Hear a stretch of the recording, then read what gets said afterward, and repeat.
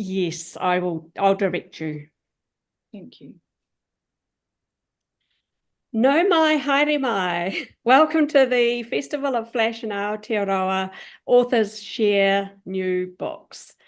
And Aotearoa is a nation of scribblers, and it's no surprise we have a range of new books to share with you today, from short story and flash fiction collections to poems and creative non-fictions and a novel. Books from first-time authors to authors of many works. No Ōtautahi Christchurch aho, ko Gail Ingram tōku ingoa, tēnā koutou katoa. And what better way to introduce our authors and books than through a reading? Viewers, feel free to comment and chat. Excellent encouragement is wonderful for us. I'm going to start with Jenna Heller, because she launched her new book on Thursday, the most exciting first book and an award winner, winning the inaugural At the Bay Flash Fiction Award last year. So Jenna, would you like to start us off by introducing yourself, where you're zooming from, something about the book, and then your reading? Kia ora. Thanks, Gail. And it's lovely to be here with everybody on the panel, as well as everybody who's tuning in live or looking at this later on at a later date. So yeah, I'm Jenna Heller. I'm talking to you from Ōtautahi, Christchurch, New Zealand, but clearly my accent is not a New Zealand accent. So I'm originally from outside of New York City in the state of Connecticut, but I also grew up in Texas as well. So kind of got some expanse of the US in my background, but I've been in New Zealand for more than 25 years. And this is my book, The End of the Beginning, which just launched on Thursday night. The book is a collection of flash fiction, stories ranging from 100 words to, gosh, I think there's one in there that's around the 1100 mark, which some might say isn't flash, but I do. I say it's flash. So I didn't write it as a collection. I wrote them as individual pieces and then found this amazing way to string them together to have a lovely arc. And a couple people now have said there's a wee bit of a coming of age feel to the way these stories transition. So that's been an interesting after discovery. So I'll read a piece called Walnuts. I think I have to take my glasses off. Walnuts. Not long after we agreed to separate, and you'd already packed up half your things, we found ourselves stuck because of the lockdown. Remember that? Remember how the wind howled for 2 days straight and blew all the walnuts from the trees? How we heard them pelting the fence, pummeling the lawn, cracking on the deck? How we spent the better part of a whole day collecting the stone fruit from the wet lawn and autumn leaves. It took so much longer than we expected. But what else did we have to do? Secretly, I reveled in the time outdoors, the time to achieve something, the time to do something in concert with you. It felt so different from being cooped up inside, where all we seemed to do was sigh and move into separate rooms.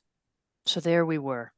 The two of us stooped over, sweeping the yard like spoonbills sweep the estuary, back and forth, filling our hands before filling our buckets. And while our backs were killing us, our hands got a sort of massage from the wrinkled shells swirling in our palms.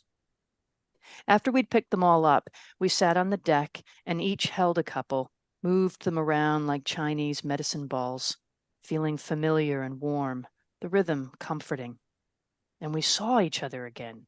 I mean, we really saw each other for the first time in months, like when we were young and we could look into each other's eyes forever without saying a word.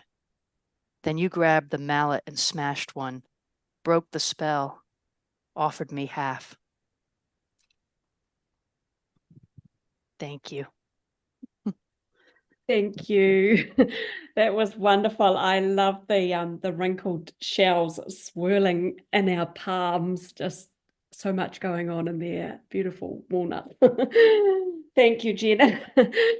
And we'll move on to Madeline Slavic, author of several books of photography, poetry, nonfiction, and she'll be sharing her new book, Town. Can you tell us where you're coming from, maybe say something about your book and give us a reading, Madeline? Yeah, hello everyone, Kia ora koutou. My name is Madeline Slavic. Yes, like Jenna, I have an American accent, but like her also, I haven't lived there for a long time, since the 80s.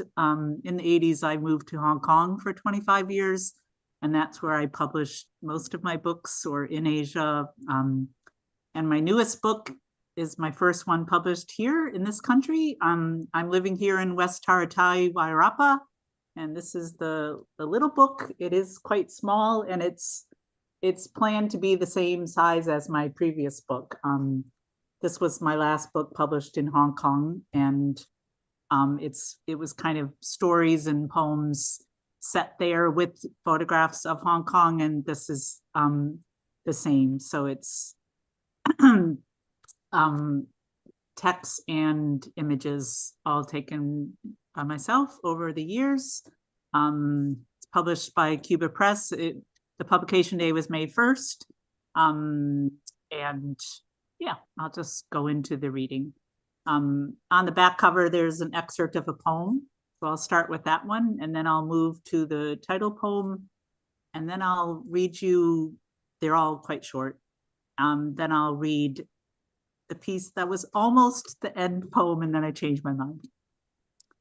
So this piece is called 4 Towns.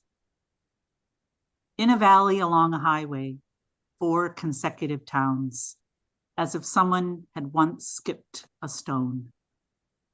Each town takes its English name after a British man of the 1800s and offers free Wi-Fi.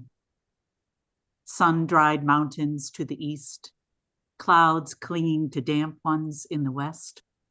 Are we safe in the middle? Are we bored? Only one cafe in town.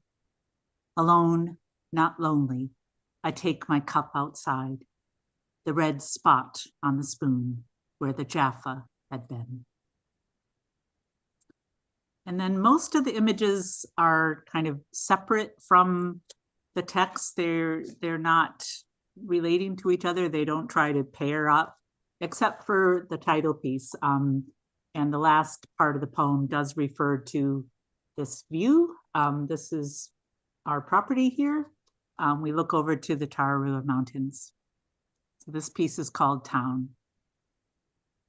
A town might be a city. A city might be a country. A country might be a volcano. My last home, a special administrative region.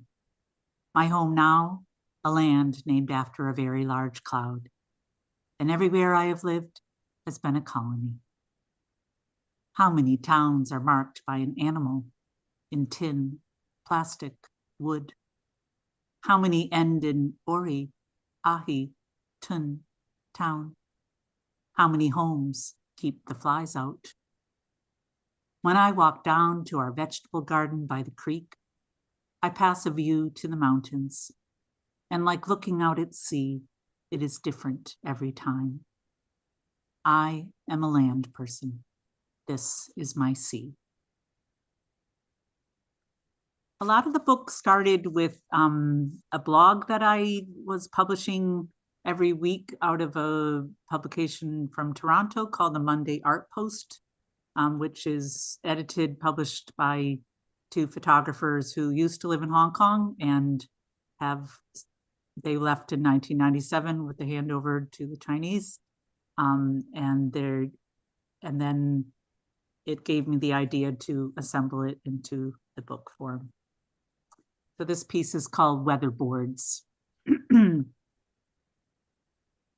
The home might have whirls of dust under beds, soot, mold, pollen, pee.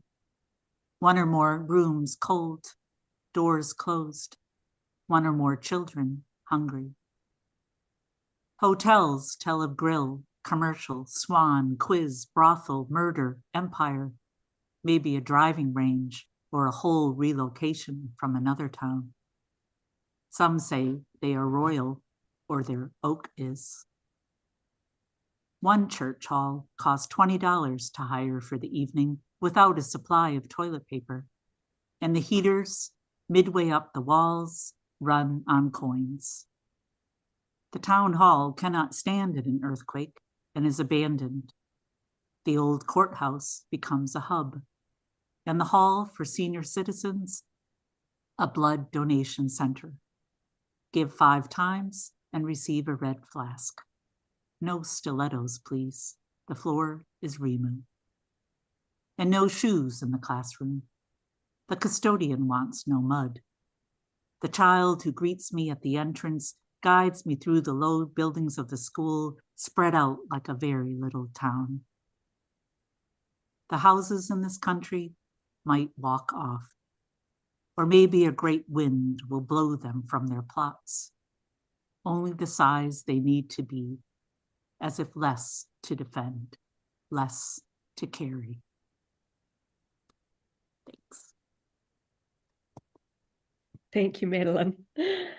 Our country might be a volcano. I'm a mountain woman myself. I love that.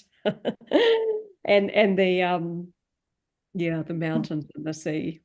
So New Zealand. Wonderful. Thank you. Let's move to Janice. Janice Freegard, author of a novel and several poetry collections, and also at the Bay Award winner of her new short story collection that she's going to share with us now. And Janice, if you could introduce yourself and where you're zooming from and something about the book, that'd be awesome. Thank you. Kia ora tātou, ko Janice Freegard toko ingoa, no Ingarangi ahau. So I'm from England. I was born in South Shields in the UK. I grew up in England, South Africa, Australia, Whangarei and Auckland. And then after university, I moved down to Te Whanganui-a-Tara, Wellington, and I've stayed there ever since. And that's where I'm zooming in from today.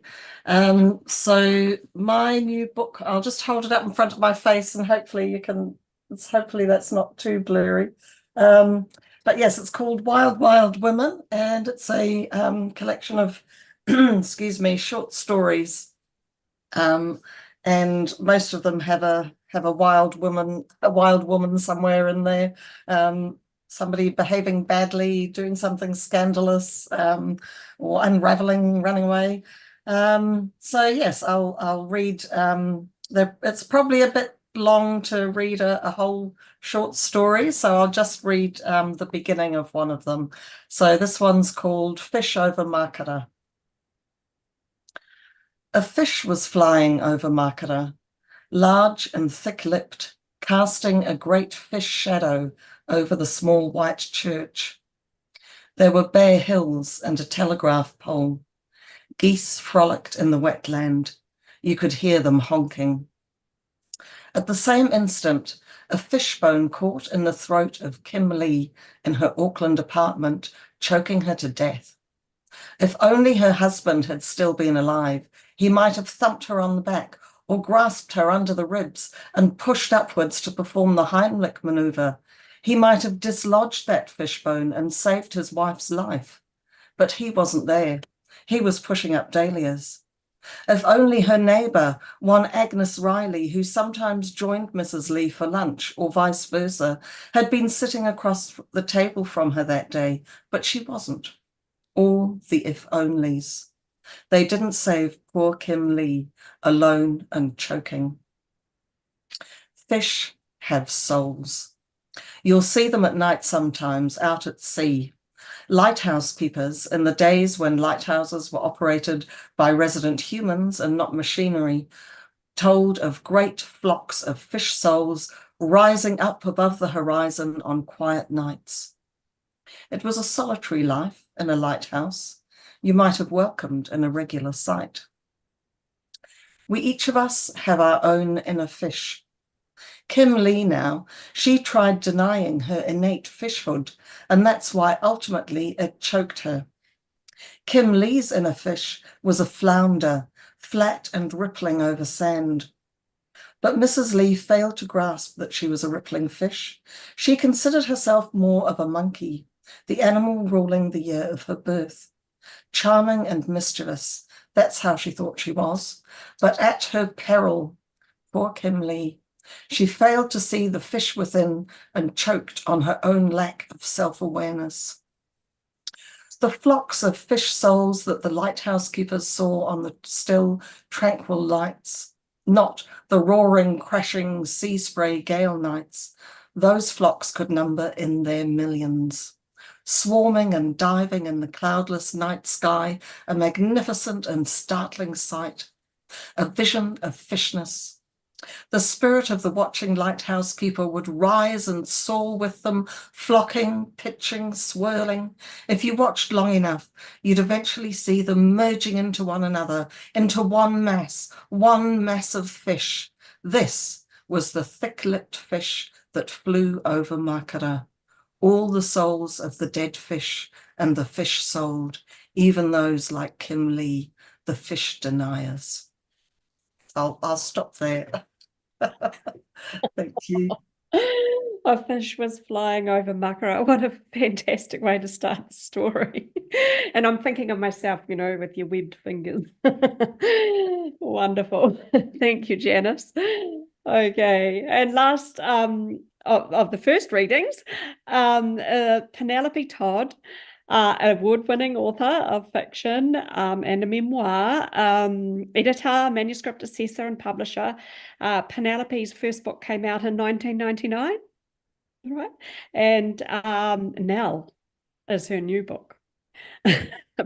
Penelope, can you, like the others, tell us where you're zooming from, introduce yourself and your book? That'd be great. Kia ora tātou. I'm currently in Ototahi, where I was born and lived the first half of my life, but currently living in Otipoti, Dunedin. Just happened to be up here though for the day. My daughter's wedding photo is behind me, I see. And this is my grandmother, an actual photo of my grandmother Nell. Nell of the novel is a fiction. And actually, I think it's really about 80 short fictions, because I've created little cameo scenes of her life from 1897, where she was born, through to 1970 when she died. And I'm going to read one from 1908, so Nell was 11. Try these ones. Daddy lifts a pair of skates from their nail on the wall of the little shed. Nell's dreams for this winter have seen her in tan skating boots. These are brown and scuffed with odd laces. She sits on the low bench in the frosty air and wrestles her double bows undone, wrestles her boots off, wrestles the skating boots open, wails when her heel won't enter the lace-bound ankle. Daddy is all patience today. The pipe clamped at the corner of his mouth glows like a tiny bonfire as he kneels to take her socked feet in his lap and gives them a rub. He works the boots open, sees her feet in, and tugs gently at the laces. This side, that side, this side. Hands tucked into her armpits, Nell boils with impatience. Hamish is stepping onto the ice and Stella is up and stamping her blades on the frozen earth. Nell feels a yell building in her as the laces are wound twice around her ankles and tied in their own double bows. She leaps up and stumps towards the pond. Nell, I need a hand, please. Mother with Billiam. Hamish is already halfway across the pond, and look, he's remembered how to turn with that stylish lean. His hands go into his pockets. It's unendurable. What? Not that tone, thank you. Go and help Aunt Jane with the little ones, or take Bill with you, just until I have my skates on. Nell looks away and rolls her eyes at the pale blue sky. Mercy. When I was 5, I didn't need anyone holding my hand on the pond, she tells Bill as they step sideways down the bank. He looks up at her, huge blue eyes under a too big pom-pom hat, and she wants to squeeze and kiss him. It's not fair. Hamish comes scorching past, and Stella's not far behind, stepping her skates, tap, tap, tap, because she doesn't trust them yet. The sun bursts above the far hill and lights the frosty poplars spanning the valley. Bill laughs as he and Nell slide together onto the ice, clutching one another with both hands. The whole day suddenly opens to her. Skating, cocoa, grown-ups curling, hot thick pea and bacon soup, kids chasing the hockey puck, egg and bacon pie. And when the sun's fallen behind the hill, the last circuits, when she and Hamish have their hand in and won't stop, can't stop, circling, swerving and swooping over the ice.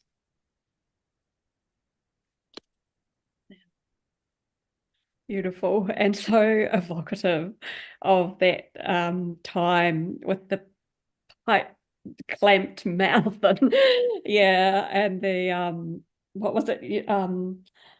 Not that tone. Yeah, wonderful. Really reminds me of my own parents actually. Yeah, time and place. Thank you, Penelope.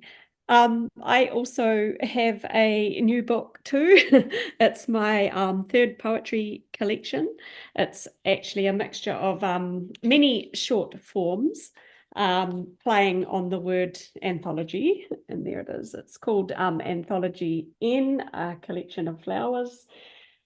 And it also plays on the etymology, the title plays on the etymology of the word anthology being anth, flowers, and ology, a collection of. It is inspired by the native flowers of New Zealand, and like Madeline, I've got photographs of the flowers throughout the book. So this poem I'm going to read is a concrete poem. It's written in the shape of a tree. It's also a persona poem, speaking as the tree, the Bartlett's rata. It's a critically endangered tree. It's a white flower. The rata flowers are often red or sometimes yellow. This is the white rata in Te Reo Rata Moeho. And it's called 13 Lines for the Last 13 Trees. White flowers bristle from my iron heart. I only reach for the sky like everyone else. I stroke you, silent with loss. Hear me. I exist only here in Spirit's Bay. 3 of me are family. The others pretend DNA, like you pretend to go out on a limb. I stand weakened against your fires, your rust, your farming. I wear ghosts like flowers, like whakapapa, to remember.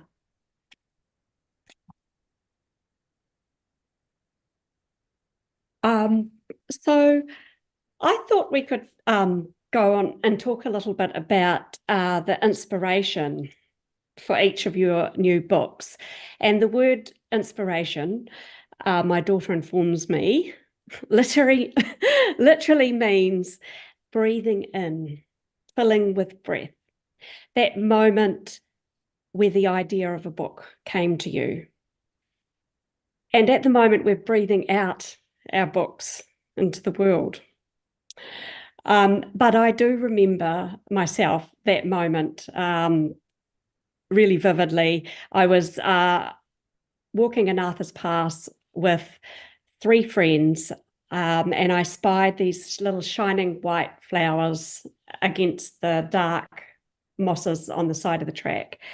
And I wanted to capture it, and first in a photography, but the idea came to me right then that my breath drew in. I want to write a book about these flowers and inspired by these flowers. And why did they mean so much to me? Like in my life as a tramper, part of my identity as a poet. The poems are beautiful little things, posies, like flowers. They're understated, but they're also really wildly threatened by colonization and capitalism. And that's where it all began 5 years ago. And so I wanted to know from each of you, was there a moment like that for you? for this new book of yours? Was it a drawing in of breath, or was it a longer process? Would anyone like to speak to that? I'm happy to start. First, I just want to say, because there was no one here after your reading to say anything really lovely about your reading, but what a fantastic poem. So full of, just so full and so few words. I'm looking forward to actually getting my hands on that. And could I also just say that one of the things I really love about this Festival of Flash is that I come away with a grocery list of books that I want to go buy. So, and it's lovely to have the opportunity to hear everybody else's readings and hear a little bit. Like I said at the start, for me, the end of the beginning didn't really start with an idea of creating a manuscript. However, the lion's share of the pieces I wrote across one 6-week period where I was exploring the themes of love and hate. And I didn't know it at the time that I was going to end up with so many pieces that might actually help create a book. Yeah, but that's certainly, I guess, the closest bit of inspiration. Aside from that, I am always inspired by my memories of different places that I've lived.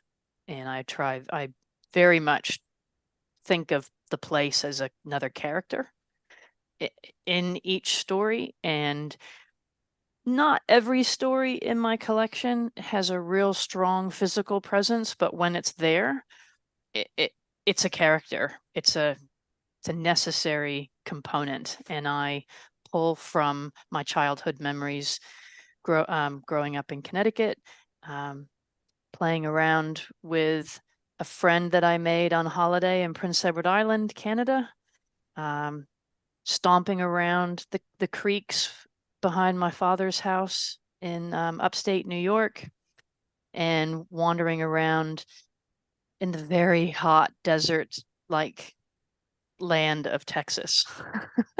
And then from a New Zealand perspective, a lot of my pieces definitely pull from this intense gratitude that I feel every day I wake up in New Zealand and go for a walk.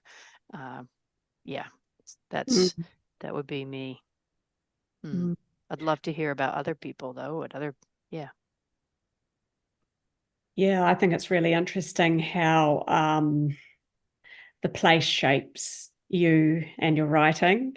Is anybody else like that, or would like to talk about their inspirations, especially for this book? Penelope? Yeah, I'd also like to say that thanks for the 4 transporting readings. This is sort of wonderful to be here. To have to wake up every now and then and go, oh, okay, I'm here too. I'm going to have to read something.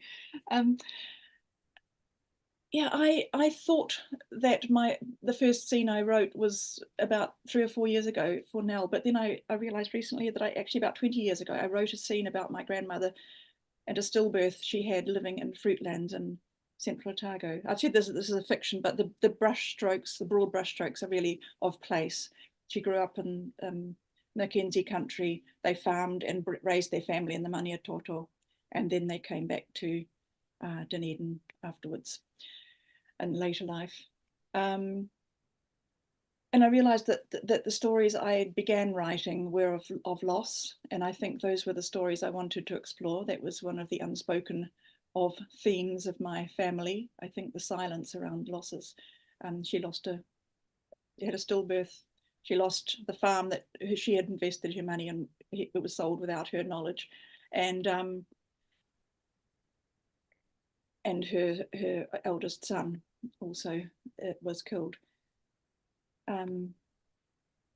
Yeah, so that's, I'm well acquainted with some of the places in the novel, but I think it was that theme and feeling I needed. Also, I've been very involved in recent years with the twins, who are her youngest children mentioned in the novel, as they have become fragile. And I have kind of joked that their mother, Nell, who died when they were quite young, or 30, kind of gave me her story, more my version of her story in exchange, because I have been very involved in their lives and they've just gone into care more or less as the book has come into being. So it's been a very interesting last few years. Yeah, that's really interesting. Yeah. Once again, yeah, that involvement with place, but yeah, interesting that theme of loss, and Jenna talked about the themes of love and hate as well, kind of integral to everything we write, isn't it? What our occupations are, yeah, as well as setting is coming through. Would that be the same for you, Madeline?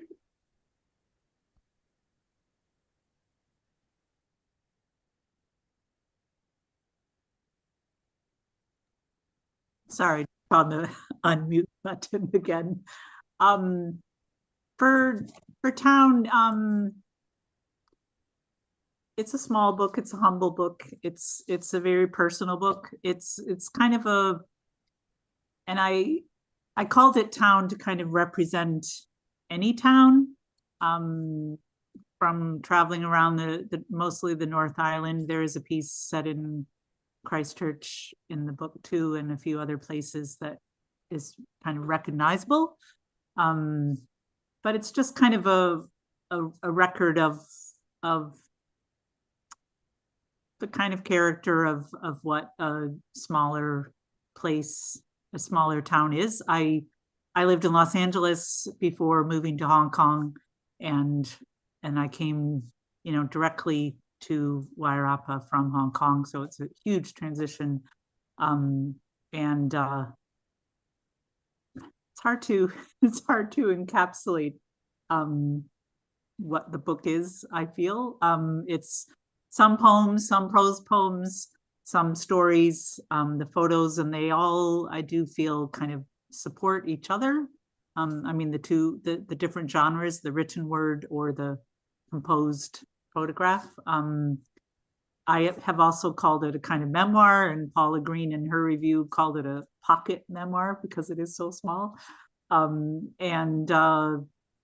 Yeah, it's definitely place set. A lot of my work starts with the photographs I take, or just things that I see and then process. And it's also, I think my writing is a kind of collage, and I kind of stolen that a little bit from Christie's, who said that at an event. I run a writer series here in Wairarapa called Wairarapa Word, and we brought him here last year. And that's what he said for him is, he writes many things and then kind of sorts it all out into the structured final poem. Yeah. And it must have been, quite a shock. Had you been coming to New Zealand? Like, had you been here before? Yeah, in Hong Kong, I ran a bilingual publishing company. And so we published in Chinese and English side by side. And the kind of main translator that we worked with teaches at Victoria, Te Rangawaka now. And so I had several visits here before I decided to move here in 2012. Yeah.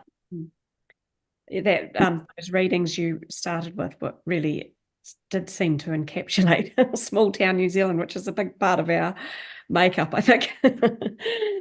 Yeah. Oh, thank you. What about you, Janice? What was the inspiration for your book? Well, it was more that I had a whole lot of short stories already, and I thought, well, if I put them together, what's something that that links them? So I was trying to think, what do I write about? And a lot of my stories are about women. It's usually a woman who's the protagonist, but even when it's not, there's a woman in the story somewhere. So I thought, well, that's the kind of the linking thing. And just, listening to people talking about settings, I was thinking, well, some of my stories, they could be anywhere. but there are some that are set in, very particular places or times, and there are a couple that are set in Auckland in the early 80s, because that's when I was living in Auckland, and that's the Auckland that I know and remember. And so, there are some real places and real things that, there's no real people. They're all completely fictional people, but the settings are real. And then there's one story that's a road trip, and I really wanted to write a road trip story, and it's driving from Picton to Nelson, which is a drive I've done many times, because my husband's family lives in Nelson. So yeah. So I guess sometimes the inspiration comes from a place, but often it's from all sorts of other things, like the fish over Makara story that I read a bit of. That's from a painting which I have by a chap called Ruffo, who died some time ago, but he was a sort of a Wellington character, and he painted these really kind of bright, vivid paintings, and I bought one of them, and it's a painting of Makara, the little seaside town, and it's got this big fish in the sky above it. So yeah, that's where that came from. Oh, super. Yeah, it's really interesting. And also it's called Wild, Wild Woman, and a theme of an angry woman.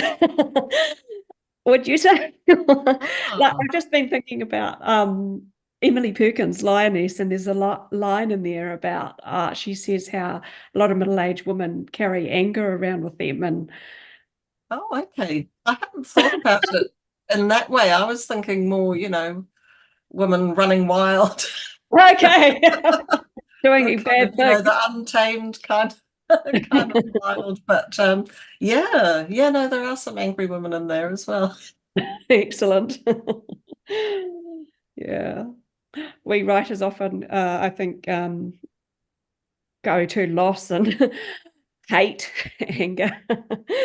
Yeah, abandonment. Interesting. It would be great to hear some more of your Wait, voices. I've got a Come on, question. Gina. I got a question for you, Gail. So you told us a little bit about what inspired you to write the collection, but do you find yourself more inspired by the flowers or more inspired by the place?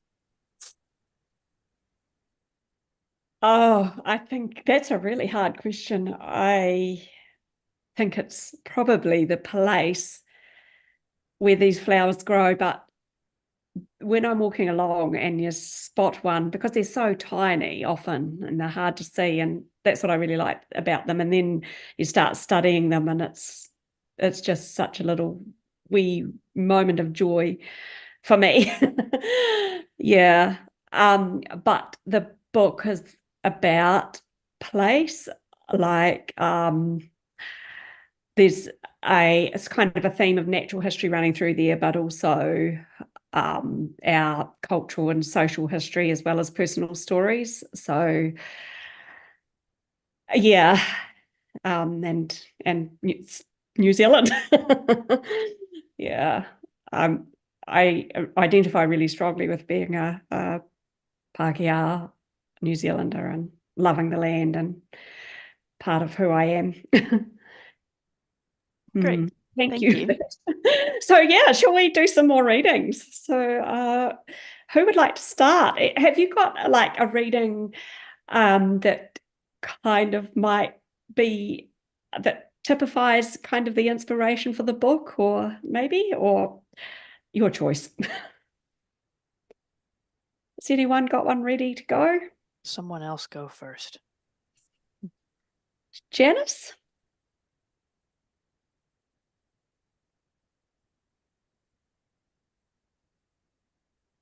Okay, I have got, again, I'll just read the beginning of it because it's too long, but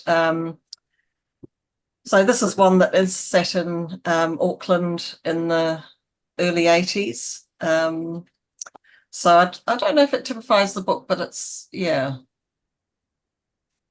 perhaps typical of the book. Anyway, it's called Saturday Night. Cool night in an 80s Auckland spring. At least it's not raining. Ro parks the Anglia at a 30-degree angle to the curb 2 feet away. We giggle, pile out. Good little angle box, still going after a year of Ro's lousy driving. Now her cargo disgorges and weaves towards the rumba bar. I don't know if I'll get in. I got thrown out of the Kiwi last week, bastards. Use my fake ID.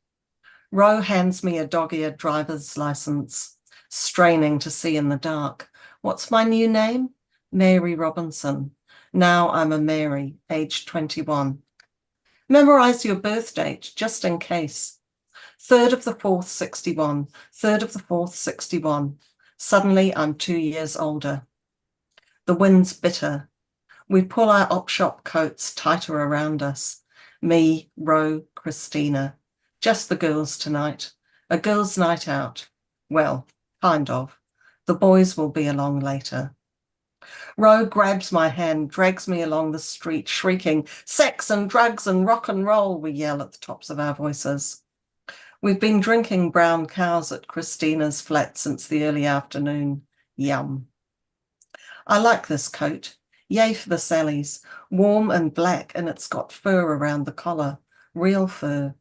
A lady in the market told me it was fox. Poor little fox. Ro drops my hand before we get to the door. Davo's band's playing tonight. Wonder if they're any good yet. We pay our $5, get stamps on our hand. Ro and Christina head for the bar. I wander off to find the ladies. I must be drunk. I never go up to the bar. They can always tell I'm underage. Even with the fake ID, I'm nervous. What's my name again? Mary Robinson, 3rd of the 4th, 61. Waiting for the loo, a woman with a pierced nose and pink hair admires my nail polish. It's electric blue. I tell her about the stall at the Cook Street Market where I found it. I've seen her before, rack my brains to think where, and remember a party in Turakina Street the week before last. She was in a bedroom, tightening a leather belt around another woman's arm, looking for a vein. The woman was saying it wasn't as bad for the baby as drinking. Until then, I hadn't noticed she was pregnant. So good, Janice. Thank We you. read that book, don't we? She's a wild Mary, that one. Thank you. Who would like to go next? I'll go next. Okay. A lot of the stories in the end at the beginning feature female characters. That was really important to me. Also, a lot of the characters I would describe, or they would describe themselves as queer or lesbian. And so I'll read one that certainly wasn't one of the first things I wrote, but it's sort of indicative, I guess. It's called The Broom. She remembers these things clearly, even though she was only 6. The ankle-deep white mist, the news playing on the radio as her mother drove them home, the way the wisp skipped through the field, kicking at the haze. 8 years later, her grandfather visited, 2 weeks after he died. Yes, she'd been smoking weed that night, but she knows what she saw, and he was there. Just going to use the toilet. She had to pee too, but the sight of him scared her so much she closed her door and went back to bed, held on until morning. When she opened the toilet door, she was relieved he wasn't there. At 28, about a year after she and Trish had been trying for a baby, she had an extended bout of insomnia. This was 18 weeks into Trish's first pregnancy. After nearly 40 days of sleepless stupor, she saw the hazy smudge of a nappy-clad baby crawling into the kitchen. The next day, Trish miscarried. Sometime in her late 30s, when life was little more than a blur of commitments, she was surrounded by a string of nameless spirits, fleeting as blackbirds across a gray sky. She'd catch them in her peripheral vision.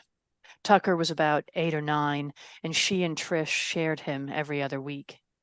Between visits, The house was full of wandering memories. By the time Tucker was 25, she had more friends from the other world than she'd ever had in the present one. Tucker stopped visiting.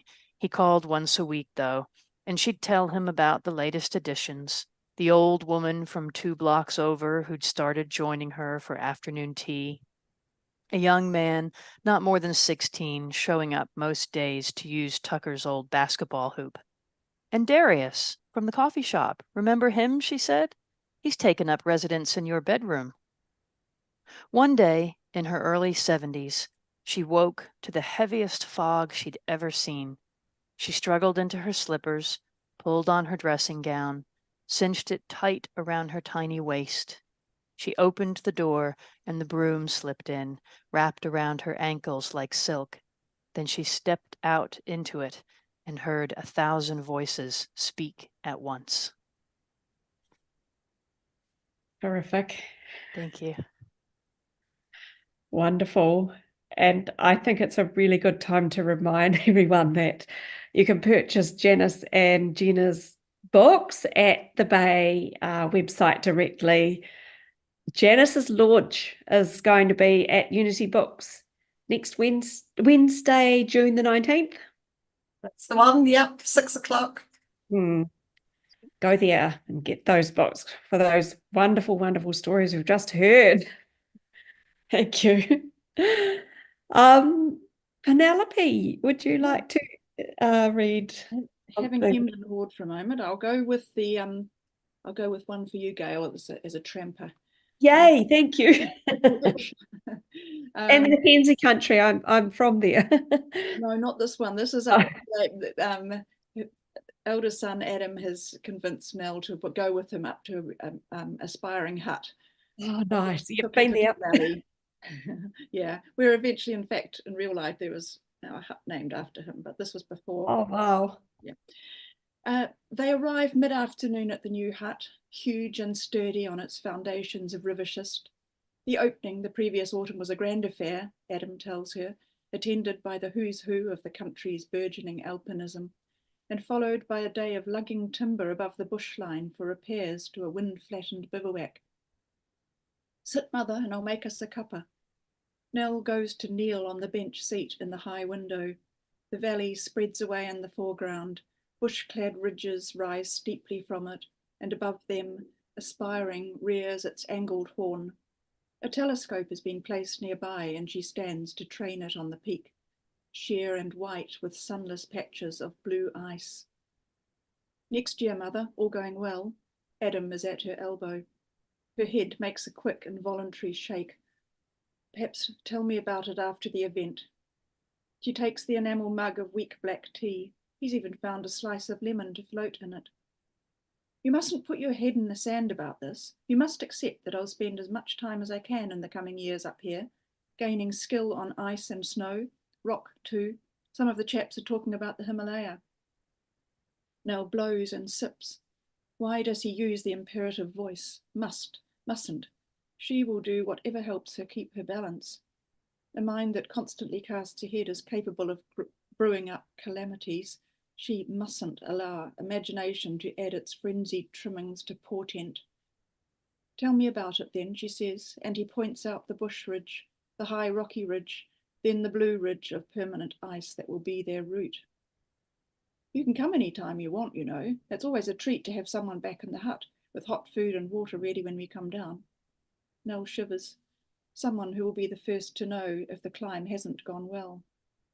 She observes Adam's ease and affable greetings as one group after then another arrives, the first from down the valley, the second from the slopes of Aspiring, whence they retreated in fright after one of their party fell, roped as luck had it, into a glacier. She notices how Adam's tall, confident figure commands respect and attention from men and women alike. Later, when they sit out in the day's last sun with mugs, the cocoa bobbing with lumps of milk powder, he is sharp. That chap who went into the crevasse, I'm not in the least surprised. He'll throw a pan of chops on the campfire while it's still flaming, or drive himself up a rock face before he's spied out the route. And the woman with him has a clever mind, but like him, she scatters her energies. Nell looks over at the party, subdued after their day on the snow.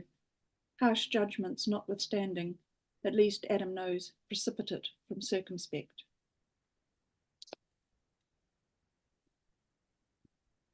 I can see why you were inspired by her. What a character. Strong person.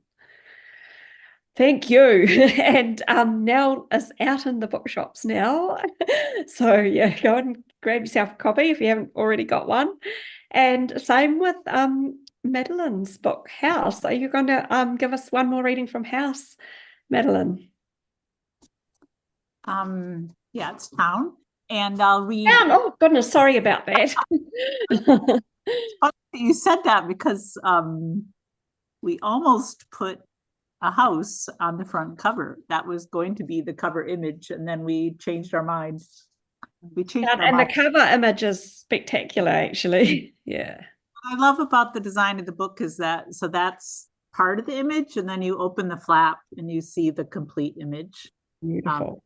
So it's quite a change from the first half to see the right half of the image. So for me, I think rural life in New Zealand really is about the animal and the farm. And so this is a piece called Animal Stories. A flock of geese shifts in sky, then lands, skids. Ducks proceed. Black swan, white swan, gray. There's room for all of us. The hawk grays as it ages. The stick insect darkens. A scientist declares that 98% of all animals are domesticated. Is this the end of the folktale? The museum has a cow hairball, trichobazar. Kids want to touch but can't, so I offer a ball of brown-gray hair for my last cut. Place them side by side. Long slatted truck at a roundabout, bodies of sheep inside. Quiet in the fenced rooms as if very large insects falling asleep. When a white animal runs across a yard, it might be a dog, but I know it is probably a sheep. And to see fleece thrown is to see an indoor cloud. Please do not remove the fish. The number in the lake is controlled for weeds. When we visit the eels at a reserve, it is the large trout that receive the first exclamations. 100 of us greet elvers as they arrive at our shores. Mihi with poem, song, story, awe, and a man in town makes longfin eels out of clay, almost an ampersand. State Highway 2-lane, the op shop unnamed. The post office closed years ago. At one end of town, an animal in white fiberglass. At the other, public toilets, dry leaves swirling in corners. Main Street. I walk behind bare feet, toenails shining. We stop to look up at a nest of swallows under the beams of the video store. A week later, the nest and the shop gone. Cat hunts rabbit, bird, mouse, calls, and the other cat comes, follows the sound, the meaning. They stay on opposite sides of the prey and take turns eating. Goat pelt draped over a fence. Rabbit runs on gravel, and a moment later, a dusty ute. Roadside, an expired community services card, an injured hawk, mouth open, leg broken. We called our first 2 hens grandmas. The orange-eyed hen spends the day in the nest box, and as I reach in to carry her to food and water, she spaces her feathers apart. I hold her at my chest. She clucks. I cluck back. Another chook has stopped flying to the perch at dusk. I run my fingers along the thinning body, softer than hair. She dies, clenches my finger like a newborn. I touch a belted Galloway, warm, damp, both the white and black bands. Statistics say the number of cows is doubling in this country. A pediatrician says the milk burns holes in children's stomachs.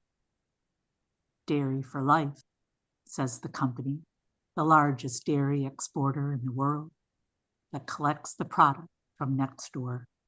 It starts here. Thank you. Yes, terrible statistics. Wonderful story reminding us. Thank you all so much for your wonderful readings. I think we should all just hold up our books and one more time, show our lovely covers. Thank you, Gail. 5 new books. How wonderful. Aotearoa's alive and kicking. So also I want to say congratulations so much on your new books. Everyone who's watching, go out and buy a copy if you don't have one already. So this session was the last one of the Festival of Flash today, but on Thursday the 20th June you can check into the New Zealand Society of Authors webinar, Introduction to a Novella in Flash with Michelle Alvey. Also leading up to National Flash Fiction Day on June the 26th, we have a micro a day at Micro Madness. The shortlist and the winner will be coming next week. And finally, on June the 22nd, we have events all over Aotearoa celebrating the winners of National Flash Fiction Day competition. And you can check out the details for all of those micros and the webinars and what else is coming up this week at nationalflash.org. So ka mihi nui and haere rā. Thank you, everybody. Thank you, Gail. Thanks, Gail. Yeah, Gail, thank thanks, you. everybody. Thank you, everyone. Bye.